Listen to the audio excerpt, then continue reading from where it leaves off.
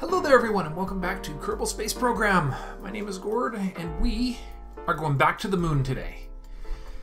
And today is going to be a very interesting day because we are going back. Well, I've done some pretty serious modifications. And I want to thank everybody on my chat, all my commentators, everybody who comments, who made some observations about the design of this ship. So many to go over. So first things first, I was warned about this Probodyne core right here, that I better make sure I'm not flying it from there if I want this ship to behave like anything, you know, sane.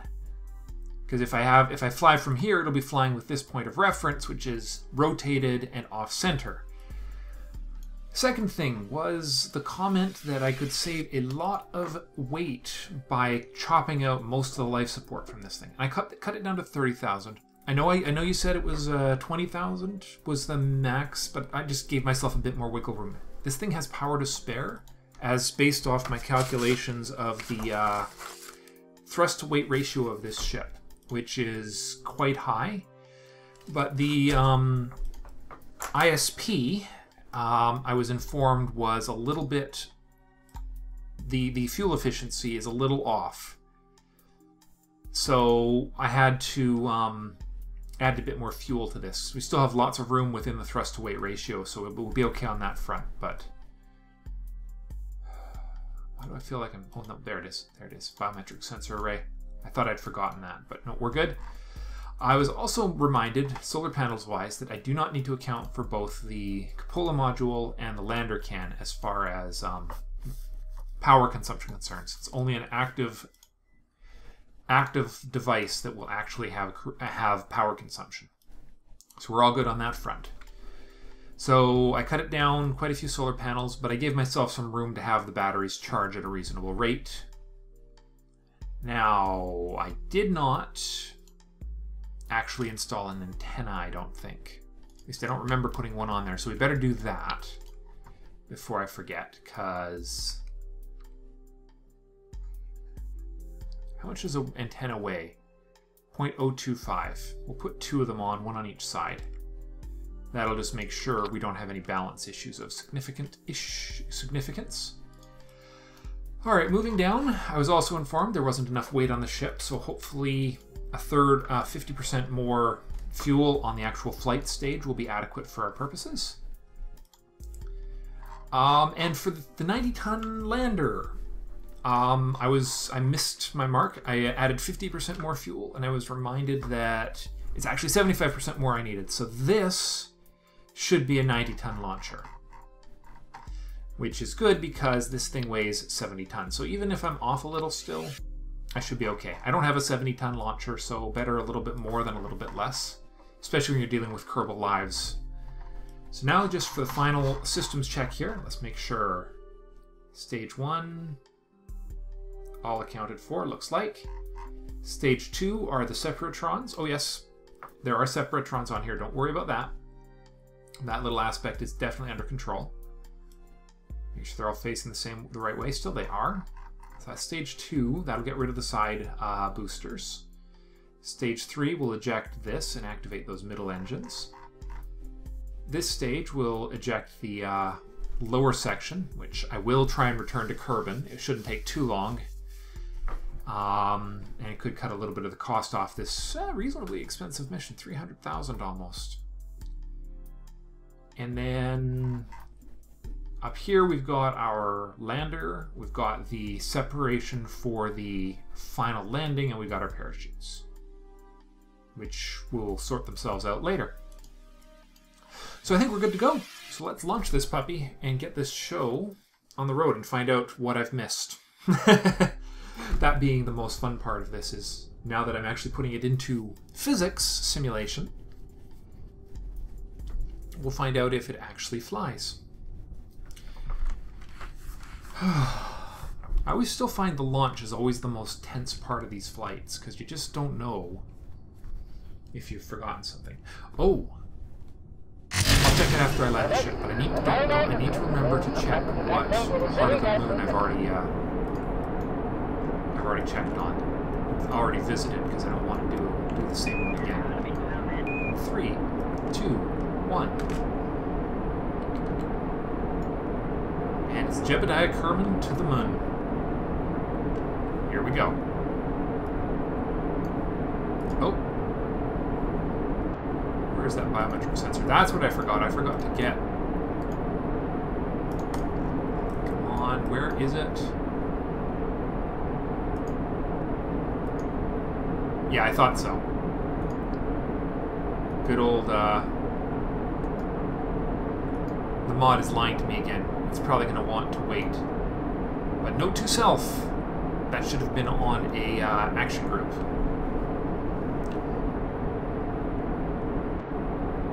But this will probably hit its, I would say probably around 12,500 would be my guess.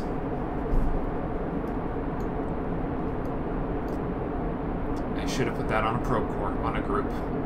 I wish there was a way to edit action groups in flight. That would be really nice. Unless there is a way to edit action groups in flight, in which case, please let me know. Because that would be awesome.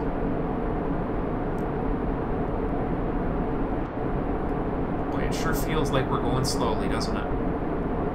I'm sure we're okay, though. My goodness, it feels just a little... Ooh. Oh, no! Alright, we're going to revert right now because I see a very, very significant oversight, and this thing's about to fail. You see it? One little error. Good thing I caught it before we got too far into this. Granted, we wouldn't have gotten very far because what was about to happen was Stage 2 was about to snap off from Stage 1. Because I've rebuilt it.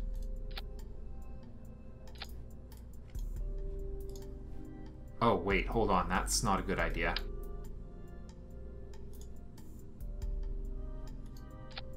Because those don't actually provide any long-term support. They're going to go away. Alright, and all of those found something to snag onto. And then we'll just get one more.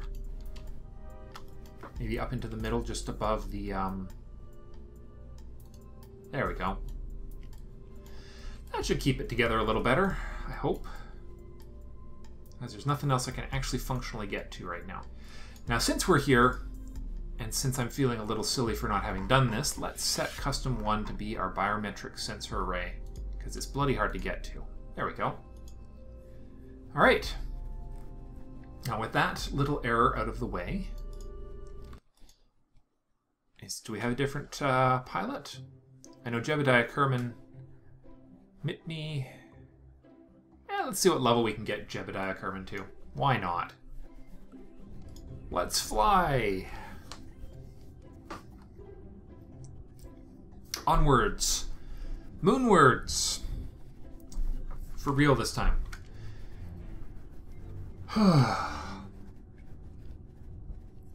have to remember when I use that 90-ton design, it doesn't. The one that I archived doesn't actually have those struts on it. I will probably forget. That's just a thing. Right. Full throttle to the engines. Let's hope it's a little less sway this time. 3, 2, 1. Good.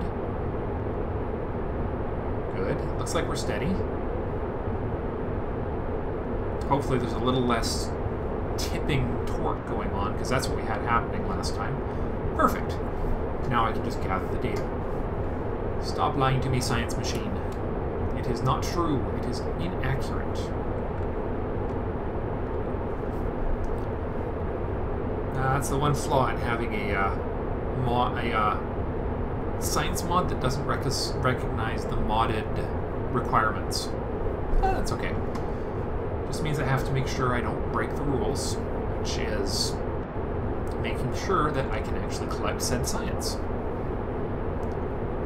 Actually makes a great deal of sense. I mean, you know, it's kind of silly that you can get in vanilla that you can get science just by at the height where a Kerbal can actually physically jump to.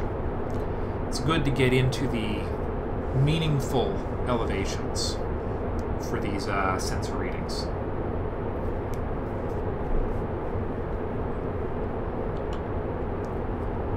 I just can't help myself. I keep pushing the button. Can you read it now? Can you read it now? Nope. I'm stopping. I'm stopping. I know about what elevation it should be at. And then we're going to start transmitting this right away, because then we can gather the science at the upper elevation. It's also possible that the way Flower Child has coded this is it's actually put in as an override to the science devices, which especially if it wasn't a directly moddable feature, minimum elevations, which would mean that the science override wouldn't see that changed minimum because Kerbal Space Program wouldn't recognize it. I'm just hypothesizing why it might be that this mod doesn't recognize Flower Child changes. I really don't know for sure. It's really not that important.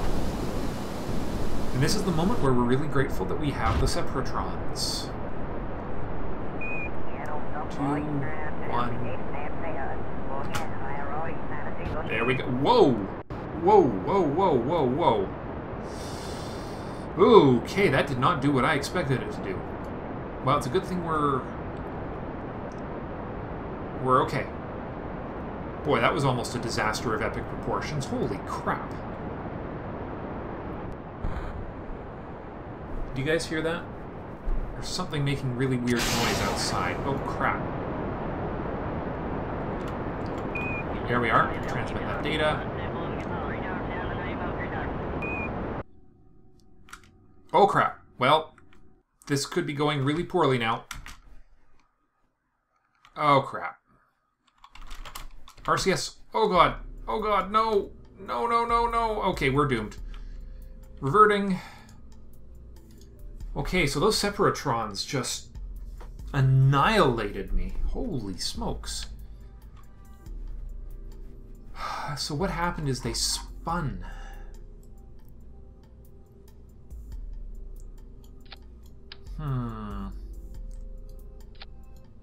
Well, it seems to me the best bet will be to arrest said spin. Okay, what on earth is that noise out there? It's a high-pitched whining noise. We'll just add 2 more and make sure that it is absolutely going away. And we'll point these so that they are right at the ship. So we'll spin them in a little further. Make sure they're all aligned properly. Well, live and learn. Okay, so these obviously weren't quite angled right. They needed to be more straight away from the ship. Boy, that was a heck of a disaster.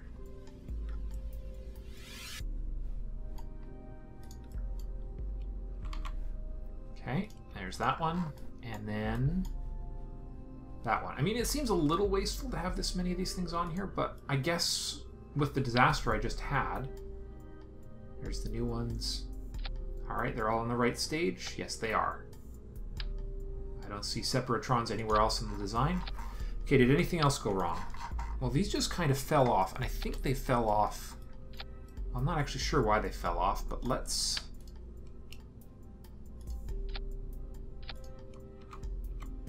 just stitch these tanks together a little more effectively.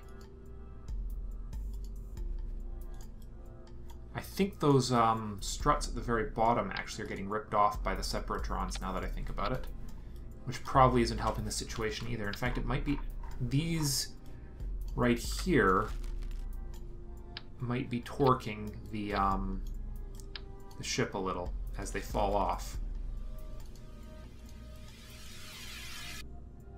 So let's get those out just to make sure. Get rid of that. This shouldn't be detached.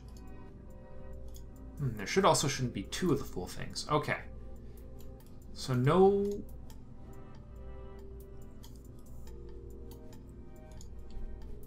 We'll just put 1 more set of these on. All right. That should do it. That should hold those lower tanks together a little better since they seem to have some issues. Separatrons are much better angled away from everything. All right, round 3. Let's do this thing. He's running a big honking vacuum cleaner or a leaf blower or something. Some of our trees are dropping leaves early because of the drought we've had this summer. And when I say drought, it's, you know, unusual for our region. It's not California levels of drought because they're just seeing something I've never seen. Just something absurd down there. Oh. Alright. Round 3. 3, 2, 1. Lock you on vertical. Come on.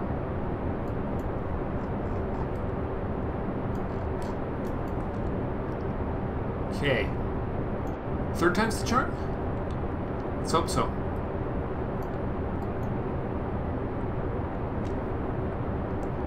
Be all about that critical moment when we detach these bloody booster rockets.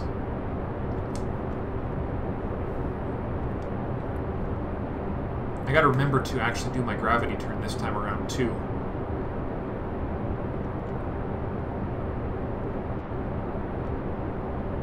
I really hope you guys can't hear that noise that's coming from next door. It's just a little obnoxious, but some days you just gotta do what you gotta do. I gotta record. Oh my. Well, so I think we're gonna have to do this mission. After this, I think we'll get a mission. We've got 2 big sources of science that I should try and take care of before I go to Duna with a manned mission. I should get a Moho mission together, and I should get a new landing mission to Eve. And in the process, I may also have to do a an extra mission to Duna to deliver those cargo pods to build up my budget a little. So we're gonna have to come up with a budget Duna orbiter, which should be interesting. We've got to get there with as minimum cost as possible so that we actually come out of it with a bloody profit. That's... Alright. Very, very careful about the upcoming staging. Yeah, still too low, as I suspected. Come on. Stop. Why are you swaying like that? That's a fuel tank. Okay. Please work. Okay, that was just those things hitting each other. Wonder why some of them... Oh, no. Really? What the heck? And why is this thing swaying the way it is? It's got a bad wobble. Oh, I don't have... Alright, well... That's annoying. What we have here is a failure to launch. Alright, so question 1. Why did those separatrons fail to fire? Where are the missing...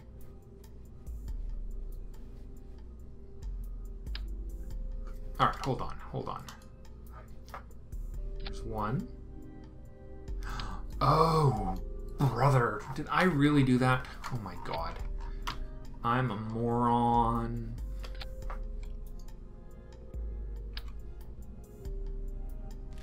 Boop. Mirroring. Boop. Boop. Ow. Good grief. Really? Okay.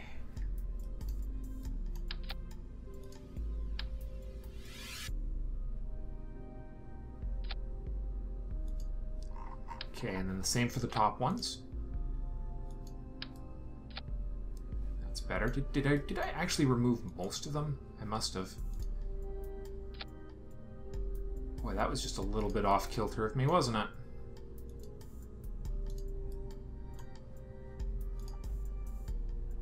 Whoops, that won't work, right? Alright. I think that's a little bit more like it. Yeah, that should work a little better. Okay, now why on earth is this thing just swaying out of control on me like that? Where is our instability? It's in here, isn't it? It's somewhere up here. You know what we need?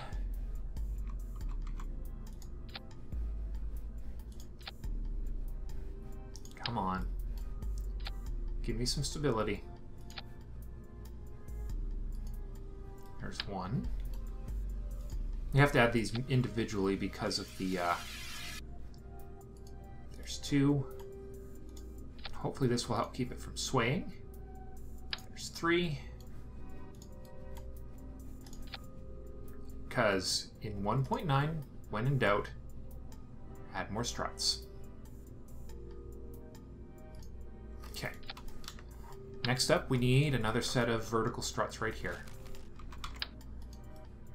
Going up to here.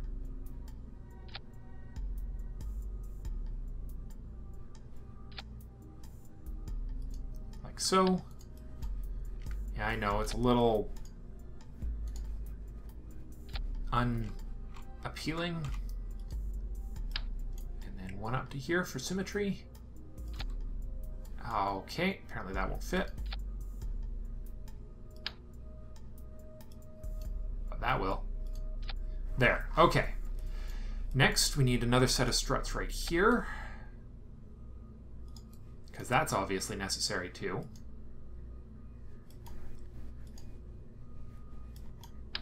And number 3. We're just going to anchor this whole thing together much stronger. Now then, what else can we do? I think most of the sway was in this part here, wasn't it? Let's, get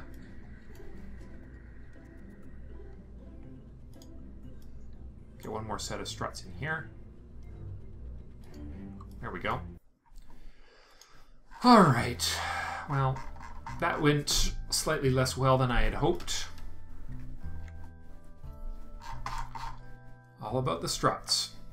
Let's do this again. Round 3. Round 4. Fourth time's the... I don't know. I'm hesitant to call it charm at this stage of the game. So I think what we'll do is we'll get this thing into orbit for this episode and call it done. I will deorbit the mid-level booster off camera, barring this thing actually failing again, in which case this will be called moon failure to launch or something. But yeah, I'll deorbit this off camera. You've seen, it's not exciting, you've seen that more than enough times at this stage, I'm sure.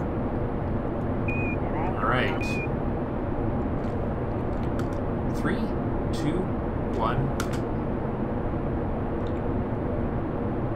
Go again.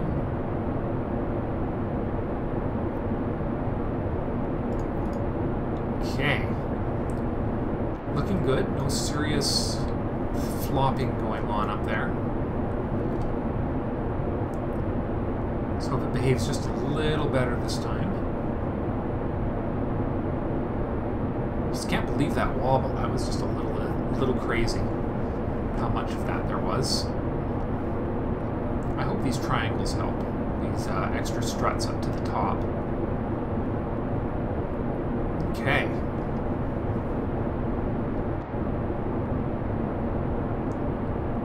So, onwards and upwards.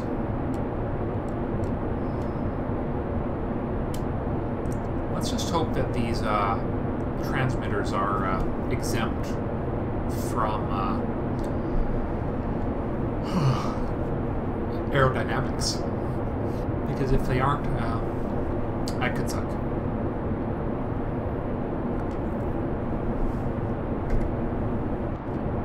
Alright, well we are gaining altitude quite nicely. I'm just dropping a little off my main thrust here. We've still got plenty of acceleration going. It'll just buy us a little bit extra. Just a little less slamming against the atmosphere. I know. I worry about that too much, but it also cuts off the overheating. Which, do you have any idea if they've simulated overheating actually affecting fuel efficiency? Because if they did, then making sure things aren't overheating would probably help. That lovely question of how realistic is Kerbal Space Program anyways? I have no idea.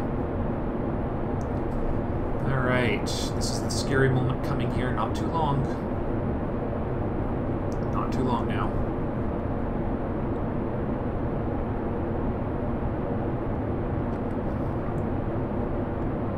Not far to go.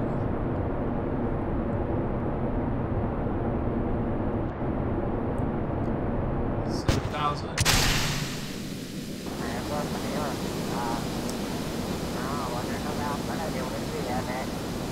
1,000. Still going. Full throttle back to the engines. There we go. Nope, nope, nope. Rotate back so that I can control this thing properly. Okay, and there goes gently. We're almost to the point where we can collect that data. It looks like we're not swaying. Oh, it's still swaying a little. Almost there. Oh, neighbors mowing their lawn. Okay. Transmitting our first set of data. Come on. Come on. Okay, one other thing I changed while I'm thinking about it. These little thrusters on the lander, I've locked their gimbals. They no longer provide any thrust vectoring effects because apparently there's a bug with thrust vectoring in vanilla that is, or sorry, not in vanilla, but in 0.9, where these things thrust vector in the opposite direction of my RCS. They're mirrored, so they don't work right. So to prevent there from being any issue, I'll rely on RCS for orientation and maneuvering, and those will just be providing thrust and nothing else. Alright, looking good. Good. Engines at full throttle. Apoapsis is getting to a nice height. That's a lot of data, my word. Okay. And in a moment we'll be turning on our first RCS. Ooh, did I? Did not. Let's do that before I forget. Whoops. I didn't do it up here either, did I? No, I didn't. Oh. Crap. Alright. That one off. It's 3 off. I should not be doing this mid-flight. And 4 off. No, off. Okay. Now that that's done, now I can turn the RCS on so that I have a little bit more control over this thing. We're almost to our apoapsis, and we've our necessary apoapsis, and we've hardly used any fuel. Let's get another batch of data. We'll just hold it in reserve for transmission, because this will be our upper atmosphere. Just doing a small amount of vectoring here. Not that it's really necessary. I mean, our fuel efficiency is...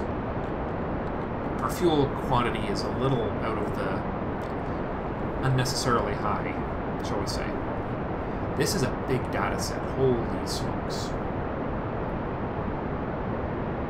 It's amazing how important stability is for these ships to work right. Sometimes it sometimes really amazes me just how important it is, actually. So we'll push it up to, I don't know, 80 maybe? Since we've got lots of fuel, we might as well, right?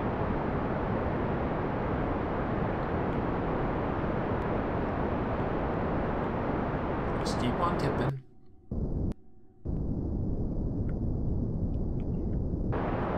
That'll give us lots of time to do our orbital burn.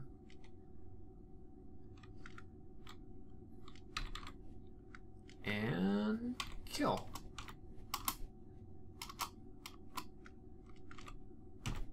Alright, good enough.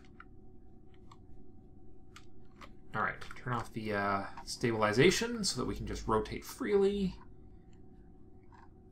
As usual for our orbital maneuvers. This is just chilling, waiting for that other transmission to finish. This should be on. Yep, it'll be helping stabilize this thing as well. Alright. The other benefit of keeping the extra 10,000 life support is it'll give me time to actually do these silly transmissions. My goodness, that's a long transmission. So we'll burn at T-minus 45 seconds this time, because I've noticed we've been having just a little trouble waiting until until 30 seconds. Just run just a little late on that burn.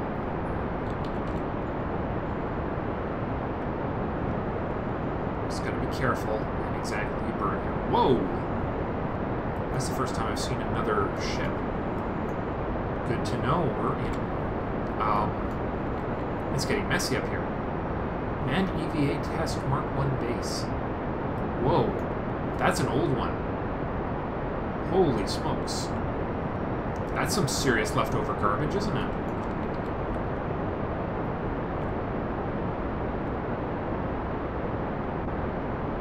Come on, boost that apoapsis. Or not boost, but increase that time.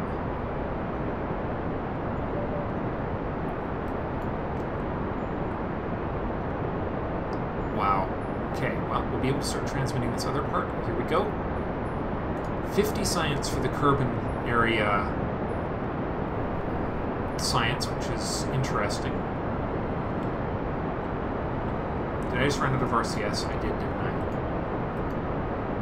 Yep. Good thing I got thrust vectoring. And larger mass driver. Mass driver? I don't know.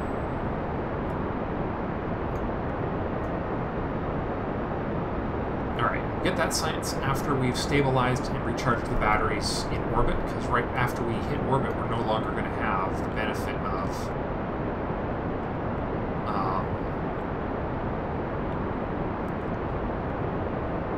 something that starts with words.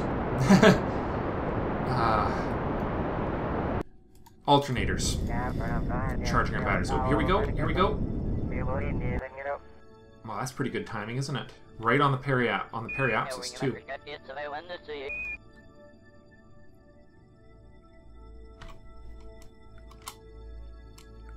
Just raise that just a little more. There we go. 2 kilometer difference. Okay.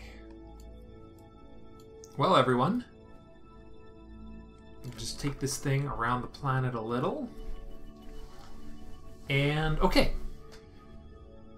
So, what we're going to do is we're going to transfer just a tiniest little bit of RCS to this. So I need to put just a little more RCS on my launcher. Whoa. Whoa, whoa, whoa, whoa, whoa. Okay, RCS off, SAS off. Stop it. SAS on. That was really stupid. Just blasted it all out like that. Let's put 20. Okay.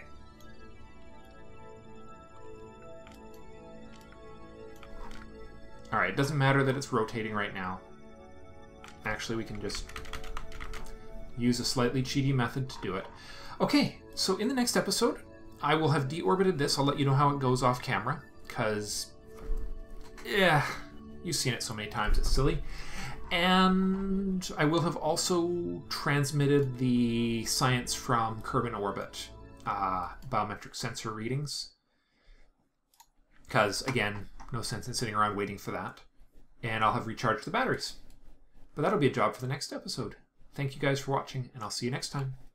Bye for now.